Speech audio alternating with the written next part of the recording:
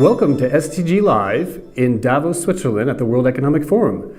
My name is Yanovitch. I'm the president of the GSMA Foundation. The GSMA is an association of 800 mobile operators. We are united in a common purpose to connect everyone and everything to a better future, linked to the Sustainable Development Goals. And today I am so privileged and honored to have two wonderful guests who inspire me in our conversations. So it's Kaan Terzioglu, who is our CEO of Turkcell, who's been one of the leaders on the Sustainable Development Goals, having gone to the UN, addressing members of the UN on the importance of humanitarian assistance at this time.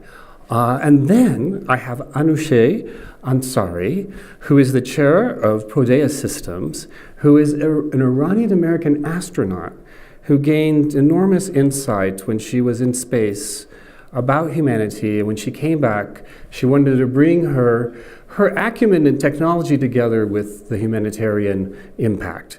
So let's begin. So Kaan, tell us a little bit about Turkcell and its geographic footprint. And I'd like to explore a little bit the impact of the refugee crisis on Turkey with you. Lawrence, we are present in Turkey, Ukraine, Belarus, and Cyprus as a physical, mobile, and fixed operator. And we serve about 70 million people. Of course, Turkey geographically is in the middle of a very, very hot area. And about 4 years ago, when we first started having this refugee flow from Syria, Turkey took a very, I think, progressive stance on it and said, these are our neighbors who don't have means to live in Syria. They are coming to our borders. The only thing we can do is open our borders and welcome them. And now, looking back, I think it was really the right thing to do, because that's people, they are there and they are needing help. And we have now about 3 million refugees in Turkey. And they are, most of them are in main cities of Turkey. Turkish government has not only provided food and shelter, but also giving them work permits so that they can actually put the first steps to their next lives. We also have about close to 400,000 of them in refugee camps.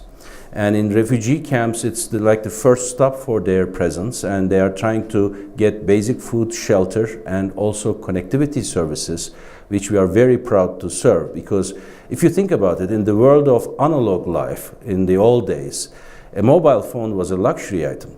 But in the digital world we live in today, and especially for a refugee whose maybe relatives are back home and some of the relatives are maybe further somewhere else, connectivity for them is really a key need, and it's an essential living resource. So that's why, as Turkcell, we were extremely focused on this, and we wanted to make sure that we could do our best to serve them in their local languages, to bring them the connectivity tools that they would need, both from voice and data services, but we also tried to help them with applications to make their lives easier. We actually developed an application utilizing very fashionable technologies that we talk about today, including sensors, including artificial intelligence, that would allow them to learn a language, but that would also allow them to communicate with others in different languages. So they could speak Arabic, and the person next could hear them speak Turkish, and vice versa. I'm so glad today, when I look to the statistics, every second a Syrian refugee uses this application to express himself or herself. And this is really showing that, when we talk about new technologies like artificial intelligence, augmented reality, virtual reality, of course, the first things that comes to mind are unmanned warehouses, unmanned factories, or driverless cars. But we should also think a moment and try to understand how these technologies could be relevant for people in special needs. Refugees are an example, but also disabled people, people who cannot see, who cannot hear, who cannot move. Actually, these technologies, if combined together effectively, they could make real impact to people's lives. And I think as mobile operators, it's a responsibility for us to make sure that we use these best technologies of today to serve these people with special needs. And refugees is, I think, a perfect area to focus on. Frankly speaking, refugee concept is not that far away from any one of us. 100 years ago almost, in 1920s, my grandfather didn't check the right box. and they had to be exchanged in millions in between Greece and Turkey. I'm sure if you go back in your histories, and Anousheh, I know your story, most of our families are being subject to a refugee situation. So I think, that's why we take it very seriously, and I see this as a treasure. All those people in Turkey is our economic growth in the next decade. And that's why we have to really invest in these people and make sure that their lives are made as easy as possible as they move on. I'd like to explore that a little bit more with you in a moment, Kaan.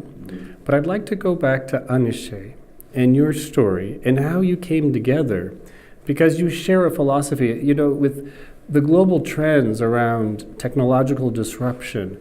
The data suggests that more and more people are afraid of the pace of technological change.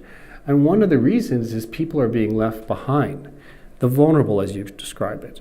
So as we think about technological advances, we always have to be thinking about those who will be left behind. And that sort of is your philosophy. Could you talk about that and how you developed that and how you came to know each other? Of course, as you know, I'm a tech entrepreneur and have been involved in technology development all of my life. And I also have a great passion for space, so I was able to fulfill a childhood dream of going to space in 2006. And I was actually at one of the Turkcell technology conferences talking about AI and virtual reality and how the future exponential technologies will be changing our lives. And also talking about my dream. And we got into a conversation how a child's dream, when nurtured with right environment and education, I was able to fulfill a very, big dream. And that there are lots of kids amongst the refugees that live in Turkey and other parts of the world. And if those kids are, can make use of technology and get access to education, proper healthcare, those dreams can come true for them as well. So we started talking about how we share this philosophy that there's room for technology to do a lot of good for all sorts of communities. And I had also seen how digital divide keeps a large portion of population, for example, the work we're doing in India, that does not allow people access to technology because they're not educated properly, they don't have access to tools, they don't have access to just the basic communication means. And by providing them with these communication technologies and proper access to services that are meaningful to them, not things that we think are important to us living in a very nice and urban environment, but what's important to people who live in those environments and catering to their needs. That's what's very important. And in the project that we started with Turkcell, that's an area of focus for us, to finding those technologies that are meaningful for the refugees or for the disadvantaged community, that provides them with those education content that they need in the language that they can use. So catering to their need is very important, and not just throwing technology at people. Thank you so much. I think it would be very interesting to explore with our viewers what it's like on the ground, right? So there is a town, we've all heard in the news about Aleppo and the horrific tragedy. Yes. And there's a town that's not far from there, right? Kahramanmaraş, is that correct? Kahramanmaraş is the latest refugee camp Turkish government built. It actually is quite a modern settlement. But needless to say, it is a sad place when you think about who is there, because after the Aleppo incident, there was a fresh wave of refugees coming in, and about a month ago, they were settled in this camp. When I was there, there was about 18,000 people in the camp. 8,000 of them were kids in between 1 and 9 years of age. And clearly a very big disbalance of also adult population and kid population as well. Together with the Turkish government and Prodea, Anousheh's company, we established their educational centers, where we put fiber optic cables and provided 4.5G coverage. and provided TV sets as well as tablets for the kids to experiment all these new educational content. And it is all in Arabic, but there's also translation capabilities, these flashcard technologies for them to learn language. And I was there, and as we, of course, interact, you learn some hard lessons. For example, the question you should not ask a refugee kid is where you come from. When you ask that question, they actually, I think, go through another cycle of trauma and cannot answer it.